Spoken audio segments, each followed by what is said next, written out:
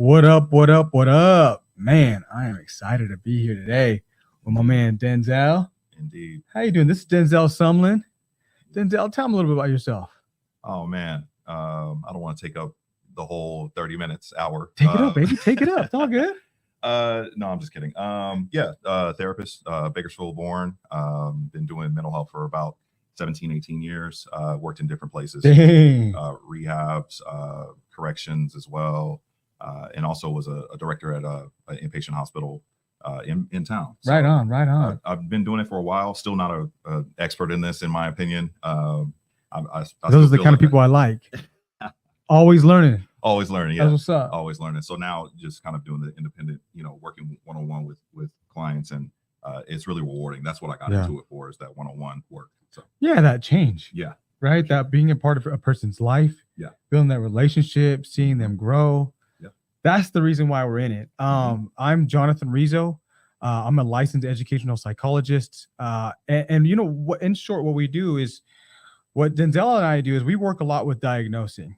We work a lot with mental health, and it's in various ways. Even though the fields are the same, extremely similar, they both split off with their specialties. So he's going to be covering more of the depression, anxiety, and oppositional defiance disorder.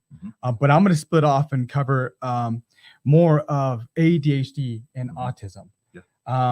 So and our fields are so, these are so good subjects because it's pretty much, we chose the subjects that everyone's struggling with. Absolutely. Right. And I think what we want out of today, is we really want to teach you what mental health is in the simple way possible. What is the purpose of a diagnosis? And how can we really gauge that from a perspective, from a practical point of view? Right. Many times, I can't tell you how often I heard a parent say, I'm going over my special education work, and the parent saying, oh, my kid's, like, going over saying, hey, your kid's autistic. And they're like, what? My kid's autistic? Well, what's autism? Yeah. And for me, what I want is just to provide a clear outline of, like, no, this is what it is. Yeah. What about you? What do you want out of today? You know what? I think it's along the same lines that you're talking about. Just kind of normalizing mental illness, and also being able to articulate that in a way that it's digestible for, just the common lay person, right? I think we use a lot of the clinical jargon, and we talk about mental health, and we talk about all these, different types of therapies and illnesses or whatnot. But I think that it comes down to, if it's communicated in a appropriate way, and in a way that, everybody can understand, and that it's not something that needs to have the stigma behind it like it's had so long, that, we need to start exposing that a lot of individuals deal with depression and anxiety and these things. And there's a lot of individuals that are out there to help. Hey, so I'm gonna say something a little sensitive. Yeah. Right. I like these topics because I've struggled with almost each and every one of them myself. Right. With the exception of autism. I've struggled with every single one of them, and mainly because I'm so hyper. Things so much comes with being hyper. It just affects every area of your life. Have you struggled with any of these areas? Absolutely. Anxiety, depression, right up the alley, right? And I think that's the biggest thing. Just because you experience anxiety or depression doesn't mean you're depressed or you have a clinical diagnosis of depression. And the same with anxiety. It doesn't mean you have a diagnosis of anxiety. We all experience some form of a symptom at times. Yeah. And we feel it. So, we're not talking from a perspective of somebody who just read a book and went to school. Yeah. Like, we feel it. Oh, yeah. Like, we know what it feels like to be sad. We know what it feels like to hit tragedy, and, like, I got to go to work still. Yep. We know, like, for me, I know what it feels like to be too hyper to sit in a room and just to cause chaos. Like, and not because I want to, it's just, I don't know how else to get out my energy. Yeah. I spent my whole life just doing that. And so I know how it feels to be on that end of just being in trouble, just being a problem, essentially. Yeah. Perception. Perceived as a problem. Yes. Yeah. And I think that's what this main spin I want to put today is, I want to put a good perception on this. Yeah. Like you said, normalizing it. Yeah. Absolutely. You want to let's get started, huh? Yeah, I'm gonna test you. All right. Let's do it. All right. Let's pull up the slides. Don't pull it up too quick. All right, so 40 million adults in the U.S. experience this. What is this? Depression. Oh, close. Anxiety. Anxiety. Yes. 40 million. 40 million. So yeah, the first up, I felt like this was really important because a lot of us deal with this. The racing thoughts, the panic, the worry. It's characterized. Sometimes I work with younger clients, and I kind of tell them the chicken little. Yeah. Right. You feeling like the acorn fell on your head, and now the sky is falling. But it isn't necessarily that, and that's what that anxiety is, right? Feelings of apprehension, feelings of dread. Sometimes feelings like I'm going to die, like that. It can get that serious, and there's a lot of people that deal with a form of anxiety, including generalized anxiety disorder. There's a lot of individuals that are dealing with that. So so we're going to be covering anxiety, depression, oppositional defiance disorder, ADHD, and then autism. So we're going to first start off by providing a quick background. Do you want to go to the next slide? So this is the background. Because the first main part, the first theory of why something was wrong with us, why was our behavior in such a way? Mainly is because what they believed is there's something wrong with the brain. Right? There's something wrong with your brain. So guess what the first treatment was? The lobotomy. Oh yeah. Yeah. So when the kid, you're gonna tell me something else when you're tapping. Okay. When the kid was being too hyper and not functioning in school, they were like, okay, what can we do? Well, there's something wrong with his brain. Frontal lobe. Yeah. So let's disconnect some of those nerves, some of those chemistry. Hopefully this will reduce that hyperactivity and make it more, because with hyperactivity always it comes with a lot of being uncooperative, just being strong spirited. Let's just say that. So the hope is you can reduce that by guess how that worked out. Oh yeah, that you turn into a zombie. Yeah, right? yeah. There's no emotion there. Yeah. So people, although it was working in a way. Yeah. And I bet you at times what they were showing is there were a few cases where there was like a good job. But for the most part, what they saw after many years, and they didn't just do it for like a few weeks. It's like 30 years, 40 years.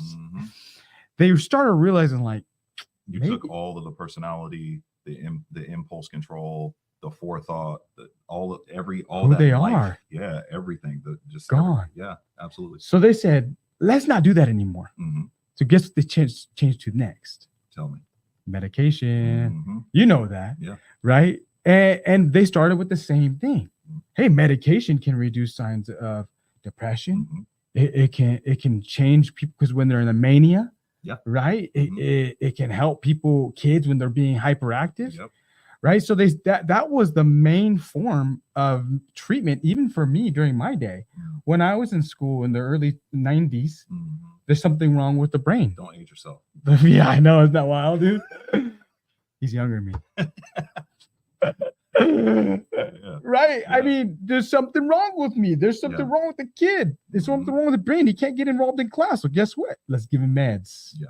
Right. Well, guess how that worked out? Varying degrees of success. Yeah. What we saw is meds alone doesn't work. And what has to happen, and if anything, what this research did show is meds reduce symptoms for a time being, but usually the body acclimates in some form or another. So what we've transitioned to now in the mental health system, and this is what a lot of us do, is more of like it's a mix between therapy and behavior. It's more of like it's where we're working more on a person's habits, on what they do in their everyday life, right? And we work more with also how people think, their thinking habits. We got to do a lot of thought replacement. But then what we really focus on skill building, right? How do we build skills so that way these symptoms that we're seeing now actually improve when we see a better quality of life, essentially. Absolutely. Right? Is that a good history? Yeah, that's really good history lesson. Not too bad, huh? About a couple minutes. All right, let's hit a purpose real quick. I'm gonna go faster on this. Next slide. So this is the purpose. The purpose of a diagnosis is simple. This is what it is. It provides a set of descriptions of behaviors that are happening within a certain amount of time. That's all it is. And it's coming from, in America, a book called the DSM-5. right? Yep. And TR. DSM-5, can you describe it for me? DSM-5, for lack of a better phrasing, is kind of the Bible that a therapist would use, that explains diagnosis. So like you said, it's time frame and then symptomology, and we're looking at those two in combination to determine if there is a diagnosis there, and if there's a diagnosis, it leads us to the next best thing, which is the treatment and what's effective. It's brilliant. The book doesn't tell you the theory of why it's happening. It doesn't go too in depth because it's a huge book. Yeah. There's a lot of disorders. So, and essentially, it's something that we can use to go through and provide treatment at a not a quick pace, but efficient, at an optimal effective pace. Yeah, right. That's the point of it. And it's awesome. And then so the purpose of the diagnosis from there is again treatment. Yeah. And then the only other reasons is insurance and billing. Yeah. You gotta have that. Gotta have it. Gotta have it. And I agree. You gotta. I get it. So most of the time, as clinicians, sometimes we're trying to find something because the person needs help. Yeah. Somebody got to get paid. And we're providing a service. Exactly. Yeah, there's a service being provided. Yeah. And this is where we'll agree. It's not your identity. Oh, not at all. You know what I mean? Not at all. It is not who you are. No, not at all. It is it's not an excuse either. Yeah. I actually, the young kids call it cringe. I cringe when someone says, I am bipolar or I am this diagnosis. You have a set of symptoms that are explaining a diagnosis, right? Or I'm dealing with these symptoms, but you're not the diagnosis. Exactly. And it's happening during this time, and you're here so that you don't do it as much. Yeah. I don't ever think anybody stops at anything ever again. Well, some things, right? We got to extinguish. But for the most part, you're there just to reduce it and grow. Yeah. Right? Not an immediate, but over time. Over time. Yeah. That's the purpose of a diagnosis, is once you get it, at this point, it's the beginning.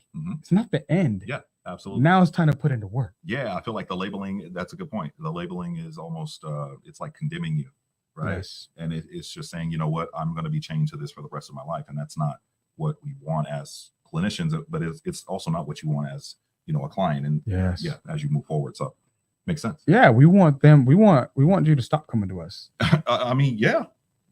Yeah. We don't want to hear you talk to us. Yeah. I mean, wifey's going to be mad because I'm going to be broke. Yeah. Don't worry. More people have problems. We'll be real. You're going to have some problems. We got some parents out there. Thank you. Yeah. But no, honestly, jokes aside, yeah, of course, I don't want to see people that are dealing with these things. And that's my life's work.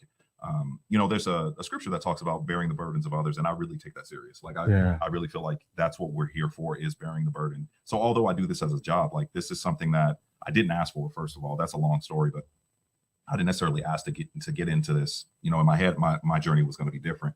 But as I've walked this path for the last nearly 2 decades, like I feel like there's a lot of people suffering, and we have to go in and we assist with that suffering. That's my ministers. Goal. Absolutely, yeah. We're ministers. This isn't a paycheck. No, not at all. It's a paycheck. We would have went into sales. Yeah, absolutely. And I think I went at it, just being transparent. I went at it at the early on in my career like that, like financially like beneficial. Like how could I find whatever, and then as you get older and you start to we want stability. Yeah, like there's purpose, there's stability, there's but you have a human that you're working with. This isn't Walmart. This is I'm not selling I'm not selling you a product like this. You're building ketchup bottles. Yeah, no. This is serious work in my opinion, and I take it very serious. So. And I think that's the purpose of our work. That's why we're here, is to really give you guys an idea to start that change. Absolutely. So next we're going to talk about anxiety. Yeah. So once again, 40 million people dealing with anxiety in the U.S. So there's a few different things. I have a couple things listed. So some emotional symptoms: you feel restless, feelings of dread, anticipating the worst. This is a big thing. Oftentimes when we're dealing with anxiety, we have the negative ending or a bad ending in our mind rather than having a happy ending. Instead of getting in my car, driving to work and having a good day, it's, if I get in my car, will I get in a wreck? Will I will something happen to me at work? I've had many times it's letting that mind wander. Absolutely. Rumination. So rumination. And rumination coming from the ruminant, which is the a stomach in the cow, which regurgitates food and digestion. We're doing the same thing. We're taking in a thought, and then regurgitating it in our mind and then thinking about it again and doing it over and over and over. That's what keeps you up at night. Oh, bro, you just taught me something new. Oh, excellent. Bro, dang, that was deep. Yeah. So that's what rumination is. That's what rumination comes from, is we are recycling that thought over and over and over. So that's what's kept you up at night. I know you've been up at night before. Yeah. Okay. Well, and Yeah. because I'm thinking about something I'm scared Absolutely. about the Yeah. next day, or I got to deal with. Yeah. Mhm. And that stuff's real, Mhm. but it's thinking about it over and over and over, even though when I'm sleeping, I don't have to deal with it at that moment. Man, but I've been jolted awake before. Yeah. Yeah. That's the worst feeling ever. Yeah. You're laying, going to Taught me on sleep, that one. and then you just come out of it, and that thought comes up again. Oh, it's the worst feeling ever. They're powerful. Yeah, They're- absolutely. They're powerful. Yeah. So anxiety is when it controls you. Yeah. Would you describe anxiety this way? Would you describe anxiety as it's always bad? No, it's actually evolutionarily, it's something that was implanted is an interesting word, but it's something that we have as a survival Yeah. mechanism in our mind, or in our minds, in our brains, in our bodies. But out of order, right? It creates a problem. It's exactly that. So back in the day, we're caveman walking through the forest or whatnot. We need to be aware. Is there a lion? Is there whatever behind the bush? Like, we have to be aware of that. Nowadays it's more of like, we have that threat, Yes. but it's not a Yes. in some circumstances, it's not a life-threatening Yes. situation. Yes. Right. It's like, essentially, this is the way I see anxiety, the way you're explaining it. Mhm. It's like something happens. Mhm. I get a boost of energy Yeah. to deal with the threat. Mhm. And you get a boost of energy to heighten your senses. Yeah. So that way you can deal with it at that moment. Yep. But the problem is when there's no threat Yeah. and they're thinking about those things over and over and over, your body is doing that. Your body Mhm. is feeling that way over and over and over. Yeah. So that's the best way to say it. Is that the way you see anxiety? Yeah. I've also, told clients before, it's as if we are trying to bring our future to our current. Yeah. Right. We're trying to anticipate. Anxiety is I guess the byproduct is a form of controlling Yep. things. Yep. And we're trying to control the future, which we can't. We're trying to control that action that we committed in the past, but we can't. We're trying to control where our daughter is going to go to college or what's going to happen. We can't. Right. So it's all of these like things that we can't control. So how we try to? By worrying. Worrying is the best way of your mind's trying to get a control of a Yep. situation that it can't. Yeah. Absolutely. Yeah. Worrying is That's a control. bar right there. I'm Yeah. letting you know that. Yeah. Dang. Absolutely. Anxiety. Mhm. Brilliant. Yeah. All right, let's jump to depression. Dude, that was good. Absolutely. Bro, that was good. Depression. I'll test you in that. How many millions of American adults do you think suffer from depression? I'm going to say, if anxiety is 30, I'm going to say 50 million. Oh, Am I way off? less. Oh, 15 million. 18. Oh, close. Yeah, 7% of American adults. And this is your hopelessness, loss of interest, anhedonia. Is you have an inability to experience pleasure. So Yeah. basically, it's that person that, if you ever seen them, they have the happy birthday cake, everybody singing, and they just like, Like a loss of life. yeah, you just don't have that vibrant feeling, right? Just because you're depressed though, or feeling depressed, doesn't mean you have depression, right? Yeah. So major depressive disorder is Two different again, things. two Yes. different things, right? That's a set of symptoms over a specific time frame. For depression, though, it's just various symptoms that you can have, up to suicidal ideation, Yeah. or suicidal thoughts. And what separates the two is one of them's less time What's that? between depression and major depressive disorder. Less time, less symptoms. Yeah. So over a period of 2 weeks, and then there's a certain amount of symptoms that you would have. And the too. intensity. Intensity, yes. And the intensity. Yeah. Okay. With all diagnoses, and I think you already hit this point. The separation of a symptom versus a diagnosis is impairment. Yeah. So if you could be depressed and go to work, Yeah. and have a good relationship, and school is fine, and all that's fine. I've right? had a bout of that for about a year. Yeah. Right. It's just Yeah. Job's hard. Things are hard. Still functioning. Yeah, but we're looking at functioning, social, family, all those. It's different- when you stop going to work. absolutely. It's when you start sleeping in more Yep. often. Mhm. It's when your family is all going out to have fun, Mhm. you decide to stay home. Yep. Isolation. There you go. Yeah. So that's the level that we're looking at for a diagnosis when it's impairing those different spheres of life.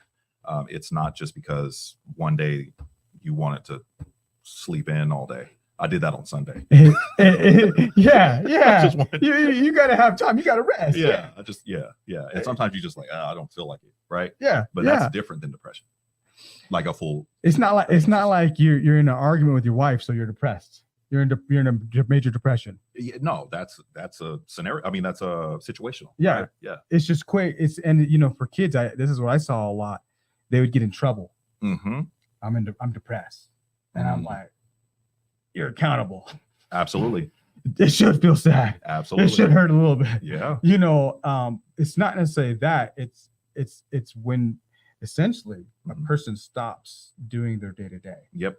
and then it's when they stop enjoying their day to day. Mm-hmm. Yeah, absolutely. There's something called behavioral activation, which is really important.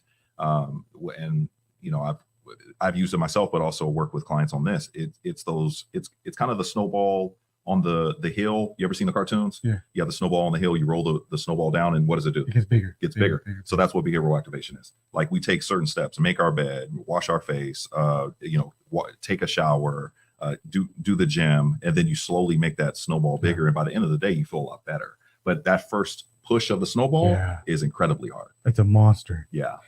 What do you think is one of the major causes of depression besides like trauma and like the situations where, dang, I would be sad?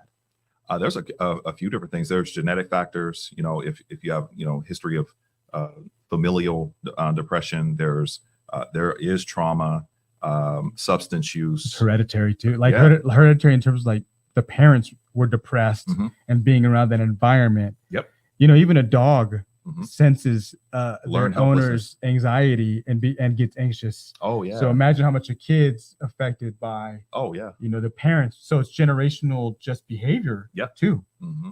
Yeah, absolutely. And then those formative years for a kid are really important. The attachment to the parent, the reassurance from the parent, how the parent modeled behavior in the home. A lot of those things can affect. Yeah. mood. Dang, that's good. A lot, man. a That's lot. good. Yeah. All right. We're going to next talk about ADHD. That's you. Yeah. This is, so you know what? I'm going to take a different spin. Okay. Typically people go after it and they say, we're going to diagnose it based on the 7 criteria from a kid looking hyper Mhm. or a kid looking impulsive Mhm. or a kid looking inattentive. Mhm. Right. And those behaviors are just typical, like a kid looking like they have a motor running through, Yep. kid forgetting to do the homework, kid who thinks before acts. That's the typical diagnosis. And typically it starts like at the age of 7, yada, yada, yada. Mhm. I don't describe ADHD as that because I lived it my whole Yeah. life. So I take a different perspective. Yeah. The way I see it is because like they're saying something's wrong with my frontal lobe. Right. Okay. And I'm like, so that means I have more energy. And that means I have shifty attention. Mhm. I can move in and out of attention, Yeah. And I know people call it impulsive, but I say I'm a little more courageous than others. I'm willing to have conversations and do things before anybody else. Got to talk about impairment. And That's the only thing we need to talk about. You get what I'm saying? Yeah. Yeah. You get what I'm saying? Yeah, So I get people say, because I want to start there because I'm telling you, dude, I went through like 10 years when I thought I was broken and Oh, I needed medication to write. Wow. I took Adderall, man. And I was like, and I had it functional. I was always functional. Yeah. But the point being is, bro, I remember sitting there before my desk, not on my meds, like restricted, like I can't write. And guess what was going on? Mm-hmm. That's all it was. Mm-hmm. That's all it was. And I believe there was something wrong with me. And I want to start there. I did change my life. Mm-hmm. I did become a lot more self-aware. Mm-hmm. I did build habits and routines. Yeah. And I did become a lot more disciplined. Yeah. Like you said, those are hard to start Absolutely. those things. Absolutely. I had to do that. But when I did that, I was like, wait, I don't see this as ADHD, like as a disorder, me having too much energy, shifty attention.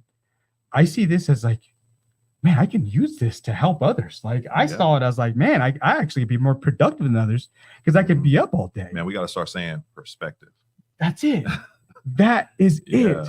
Yeah. And I want to start there that, when you do have those things in place, most of your behaviors are going to change. Mhm. You're going to start growing. And, I call that transformation. It's Yeah. biblically based. Mhm. All that Yeah. stuff's biblically based. Oh yeah. So, but when it does become impairing, I want to explain ADHD in this way. I believe that ADHD and autism are cousins. Mm. Same thing. Mhm. The biggest differences, though, are the amount of self-awareness, like consciousness, Yeah. like Mhm. that wanting Insight. to be around people, Yeah. that wanting reputation, Mhm. right? And then the other area is the communication. Yeah. They're very restricted with how they can talk. Yep. Those are split off completely different. So I want to go through ADHD diagnosis the same way we would do autism, Mhm. because I believe it impairs in the same ways. It impairs in communication, Mhm.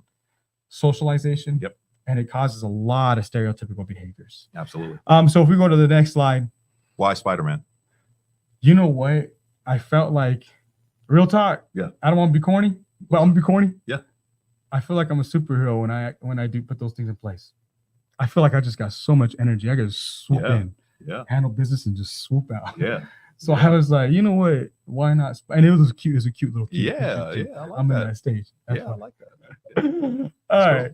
So this is what I believe ADHD is, like I was explaining before, right? Hyper, right? Mhm. A lot of energy. Nothing wrong with that. Yeah. Right? Shifty attention. Shifty attention means I can be writing a report. Somebody come talk to me. I'm like, what's up? Have a full conversation and then go right back to the report. Distractibility. Yeah. Yeah. I want to be distracted. Mm. I can't wait till somebody distracts me. You get what I'm saying? And what changes people's behaviors? Conversations. Mm. So while I'm getting work done, Mhm. I'm still changing behavior. Yeah. You know what I mean? Sorry, shifting. I got excited. And then, the impulsivity. I want to challenge you. So you've been able to adapt to this and use this as a superpower. What about a person that hasn't or can't? You know what? That's where I talk to a lot of them. That's where you got to start working. Mm. At the end of the day, the solution is still the same. Mm. What are you going to try? Medication? Mm. That's all we got. Or the alternative. Yeah. You got to start using strategies Mhm. day to day. Yeah. And you got to start small. You got to start so small. Yeah. I started so small Mhm. and I snowballed from there. Yeah. Yeah. That's it. I promise. That's Yeah. all it was. Mhm. I started journaling Mm. to build self-awareness. Yeah. But through journaling, I realized I could do cognitive behavioral therapy on myself. Mm. I'm writing out Yeah. my insecurities. Yeah. You're linking the thoughts, feelings, actions. Yeah. I'm saying them out loud. Yeah. I'm saying them to other people. I was like, oh my God, I feel so much better. Yeah. Literally that day.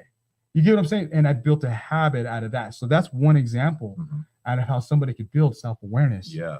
But also when you're building self-awareness, you build discipline, Yeah. right? I'm going to be honest with you though. What you did is a different level. Not everybody has that willpower, right? And I don't want to say that people, I want to be inspiration though. Dude, if you would have saw me like 10, 15 years ago, Mhm. you'd be like, this guy's a complete moron. I swear to God, bro.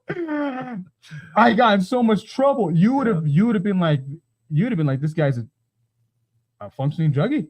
Mm. No, you wouldn't have, because nobody could tell. Yeah. But I wasn't a functioning druggie. I just used uppers to maintain. Yeah. Mhm. Well, dude, that's why, like, if you would have saw where I was 10 years ago, Mhm. I was a mess, bro. Like Mhm. 5 years ago, I was in the deepest depression. Mm.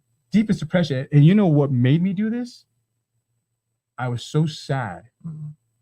There was only a few alternatives from there. Mm. I was desperate. Oh man. That's why I think this became more than what most people are, because I was so desperate. Yeah. Like I realized, like, dang, if I don't do this, like, What else do you have? am I gonna be a crackhead Yeah. father? Mm. That was my alternative. Am I gonna be an absent father? Because when I take those meds, I'm absent. Man. And I need this job to write. Yeah. I need this. I gotta write. Mm-hmm. Survival. Yeah. You had to kick it in for sure. Does that make sense? Yeah. Yeah. Absolutely. So Absolutely. next slide. When we look at ADHD, Mhm. it impairs the communication. Yeah. And I've seen this on a range. I've seen kids be nonverbal, Mhm. but I've also seen those super, extremely eloquent first grade kids Mhm. who can outsmart and manipulate you in every way. Yeah. So ADHD is on a range. I've seen, but the nonverbal kids, I feel bad Mhm. because, the nonverbal hyper kids, you know what they're usually called, especially when they're young? What's that? Autistic. Mhm. And I see that. And right now I'm working on that. I'm working on clearing on splitting that up and providing more awareness on that. But that's a hard subject. But at the end of the day, the kid's still getting help. Yeah. You know what I mean? And I'm happy with that. So it also impacts communication, and the kids are talking too much, talking too fast. Yeah. They're not interested in subjects, right? They don't stay interested for too long. Yeah. Right. They dominate all the conversations. They don't really know how to have reciprocal conversations. Yeah. The back to forth. Yeah. Right. I see a lot of what other communication. What would you say that somebody with ADHD has? I think you hit it on the nose as far as like the distractibility and the one-sided kind of monologue conversation, and just not being able to just reciprocate even emotion and social cues, right? And understanding those social cues. So no, I think they don't know the social cues. Yeah. They don't see when people are like, "Dang, you're still talking." You know what I mean? Yeah. They don't say, and they're talking so fast. Yeah. And typically it's on one subject. Yeah. And it's a subject that they like. Yeah. And that's why this is so similar to autism, right? It's kind of like the hyperfixation on things. It's all the same. Like, there's a lot. It's just one has more self-awareness and this restricted the vote. Like a lot of autism, there's actually motor issues being caused. Yeah. You know, sure. Fine motor, gross motor. Exactly. The communication. So that's one area of communication. The next one is social. That's the next slide. Okay. So you can see how somebody who has a lot of energy and doesn't have has that shifty attention, who needs to be going back and forth, how if they're communicating a certain way, well, how do you think that's carrying over to the social skills? Yeah. Right. They're terrible at playing games with, especially when there's rules.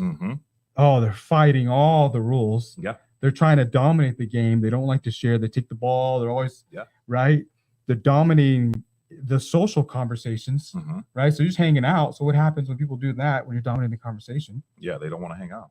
You end up by yourself. Yeah, absolutely. It's a very isolating diagnosis at times, right? Because out of the bounds of structure, and then also social norms, social cues, all that is part of socialization. That's why socialization is so important.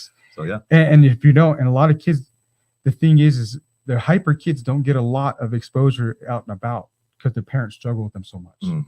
Parents are hostages of the hyper kids. Oh yeah. So the only way to build social skills is repetition. I learned that with COVID. Oh yeah. Right. But you can build any social skill. You can teach a kid how to wait. You can teach a kid how to make friends. Yeah. You can teach an adult like me how to not be so judgmental of my words. Yeah. You know what I mean? Like any skill can be taught. It needs practice. But the thing is like you said though, with socializing, a lot of ADHD kids, because I'll say this, their attention's so shifty, they're moving on from group to group. So they're never really staying in one place either. Yeah. So you have a person who just doesn't really feel like they belong. It looks like they do. Yeah. They have this courage. They have this false sense of like, they always look, those guys, those hyper guys that have that super confidence. Yeah. But they don't feel that way inside. Yeah. I think you pointed out a good point, right? If we're, diagnosing early, treating early, then we can put them in those environments where they have that socialization and they can build those friends and et cetera. If we don't, now you have this lone wolf that kind of goes through life without that assistance. And then what are they at 20 years old? What are they at 25? What are they at 30? And what is their social? Well, we know what the research says about ADHD people. What's that? ADHD people who can't read are all in prison. If you cannot read and you're hyper, you just go to another special class. It's called prison. Yeah. Guess what we're doing? Hey, I left. My last year is my last year in education, and we're doing a lot better. Yeah. But guess where our hyper kids go, and especially the ones that can't read, the emotionally disturbed classes. Yeah, higher level of care. Just another prison. Yeah. But they're hard kids. I was a hard kid my whole life. My parents struggled. They got judged the whole life because they were told they're bad parents because of me and my brother. Yeah, we're both super hyper. But that leads to the next one. Sorry, I was getting all excited, bro. Passion right here. Last one, stereotypicality. People explain stereotypicality in one way. They explain it is it's a repetitive movements that happen over and over, but there's no apparent reason. And I'm like, so you're telling me people are pacing, flapping their hands, fidgeting with stuff, scratching the hair, biting stuff for no apparent reason? Heck, nah. they're doing that. I provide a different definition. Mhm. This is why we do it, because we have too much energy at the moment to deal with. So the only other way to access energy Yeah. is repetitive movements. Yeah. It's not doing it for no reason. Mhm. So as somebody who has ADHD, Mhm. so you already have a lot of energy. Yeah. And then you stress me out. Mm. And what do we know about stress? It's an immediate increase in energy. Yeah. I tell your wife all the time, I'm getting ready to flap my hands because I have so much energy. And I'm being real though. Like Yeah. I have self-awareness now. Before I would do other things. Yeah. I was mean Mhm. or I'd punch, I just would do functional Yeah. things that made me look tough. Just don't flap your hands on employees. You know what I mean? But like that's where you get a kid who has already a lot of energy and you increase their anxiety and you get a lot of repetitive movements. That's why these kids in class, imagine a kid in class are fidgeting and stuff. Yeah. So that's why you see the same thing with autism. They're not doing it for no reason. Yeah. Right? There's something too loud. When you have too much energy and your senses are heightened. Yeah. So that's why I'm hypersensitive. That's why our clothes are, and you heat up. Mm-hmm. So that's why all these stereotypical behaviors are caused by both autism and ADHD. Yeah. Mm-hmm. All right. And that's ADHD for you. Yeah. We're going to hit up ODD now. Yeah. So ODD is interesting. So this goes back to what I was saying about a diagnosis versus symptoms, right? So I'll give you some of these, and you just tell me if you've ever heard of a child doing any of these things. Okay. So frequent temper tantrums. Oh, yeah. Oh man. Excessive arguing with adults. That's me. Oh. Questioning rules. Oh man, bro. Defiance. Bro, quit looking at me. Deliberate attempts to annoy. Often being touchy or easily annoyed. Doesn't it sound like every kid you've probably seen in your life? Right? The Junior hires too. Right? So the difference of this, and I think the really important part is if the individual stands out from their peer group, right? So ODD normally sets in about 6 to 8 years old, right? And up until about 12. And then from 12 on, it's conduct. And from 18 on, it's antisocial. Yeah. So ODD is these symptoms, right? But it's to a level that is causing impairments. So now there's impairment in school, impairment at home, impairment socially. So that's the separation. Getting suspended. Yep. Now you're getting kicked out. Yeah. And if you get suspended nowadays, you're really messing up. They don't suspend nobody. Yeah. You know what I mean? Yeah. Like you're really messing up. You get suspended right now. Like you did something wrong. Yeah. And it's funny because that is kind of the I guess pervasive data is showing like there's more defiance and more of these behaviors happening. And what the other interesting part was is some of the causes of this can be kind of a monkey see, monkey do for kids if they're seeing, mom and dad arguing all the time and they're not getting along. And but another one is structure. Yeah. Like if you have an inconsistent structure or inconsistent discipline, that can produce, a kid that is now questioning because they are, they feel that they can get over on the parent because the one parent is very strong with the discipline. One parent may not be as strong with the discipline. There's a lot of different reasons why, I think it's exactly those two reasons. Now with this one, I'm in the firm belief that this isn't caused by something wrong with the brain. This is more about the structures, right? There is genetic factors. There was so if from what I remember, at least if the mother had maybe like substance use during pregnancy, that can result in more behaviors, increase the likelihood of that. And then a lot of it is environmental and structure. So it's more frequent, like a small percentage is more of like, it could be something wrong with the brain. Most of the time though, it's something we can fix. Yep, absolutely. Through structures. Yep. Brilliant. Yep, Brilliant. Absolutely. That's a good way. Yep. And the last topic we're going to touch on, well, we're past time, baby. I like it, is autism. So autism is very similar to ADHD, but the biggest characteristic, like I said, is that communication and self-awareness. Mm-hmm. But this is the diagnosis for autism. It has to impact the child in three main areas. The first one is communication, right? So communication is a range again, right? So I have ratings on my rating scales for autism. It says the kid is the nonverbal, or do they have super intellectual conversation?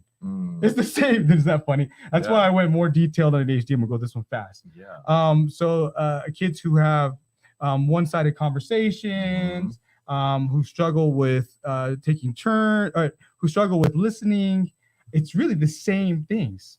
So that's communication area that's impact. but a lot more students or children with autism are nonverbal, and the communication impact. And when a person and human being cannot communicate, that is the most extremely frustrating thing they can go through. Yeah. Nonstop. Like it's just like if you can't tell somebody what you want on a daily Oh, basis, man. Yeah. it's painful. Yeah. So that's when a community. That's a big difference of ADHD and autism. Let me just be clear on that. There is big differences within that self-awareness. Yeah. The next area is socialization, and the socialization is not wanting to socialize, right? You walk into a room. The difference between ADHD and autism for me is I walk in a room. That kid does not want to be around me or know that I'm there. I'm like, oh, that's autism. If that kid's running up to me, wanting to play with me, happy, talking like that puppy, oh, this is more ADHD. So it's the wanting to. But then there's a phase where they do, and especially in teenagers, where they want to, but they still can't with that social engagement because they can't identify. There's the lack of it. Sometimes they struggle with that empathy, that putting themselves in other people's shoes. Yeah. So they struggle with those connections, and they struggle again with topics. Yeah. So a lot of the topics are one-sided. They can't tell when people are bored in the conversation. Yeah. Social cues. Yeah. And then the last part is stereotypical behaviors. And it's the same stereotypical behaviors as ADHD. The only exception I see that with autism is kids like to flap their hands in front of their eyes. So it's more, it's like there's an intense sensory base. Like there's a lot of energy in there. So that's the main difference between stereotypical behaviors. And I think many ADHD people won't do that because they know people will look at them. That self-awareness. Does that make sense? Yeah, absolutely. No, for sure. I will add to the socialization part, not wanting to, but also maybe there's been so much failure in the past that there's a little anxiety, when they're now attempting again. So I think that's a part of that component as well. And, I think that's a good point to bring up, though. With ADHD, autism, depression, anxiety, they have all the same symptoms within all of them. Yeah, there's a lot of overlap. Absolutely. That's why I used to call AD when I was 5 years ago when I was really struggling. I called it attention deficit anxiety and hyperactive disorder because I was so anxious. Yeah, I was always behind. You know what I mean? Yeah. I had so much failure. Yeah, I was so anxious. Yeah, for sure. So yeah, I think a good point before you cut me off. No, I'm just kidding. Is that early treatment, support, grace for the family, grace for the child, grace for the parent as well, and support for the parent. I think that leads to progress and remediation of the problem. So I think that's one of a big key point that I would like to emphasize. I can't say it better. That's it. It's only the beginning. Be patient. Be patient, man. Be patient with everyone around that process. Yeah, absolutely. And do it in love. Yeah. And if I could say anything, I think both of us say it. If you can, do it with God. Oh, absolutely, man. Yeah. We can close it out there, huh? Absolutely. I can't even do that without him. So, Amen. Amen. Amen. All right, everyone. Thank you for watching. Have a good one. Like, subscribe. Thanks.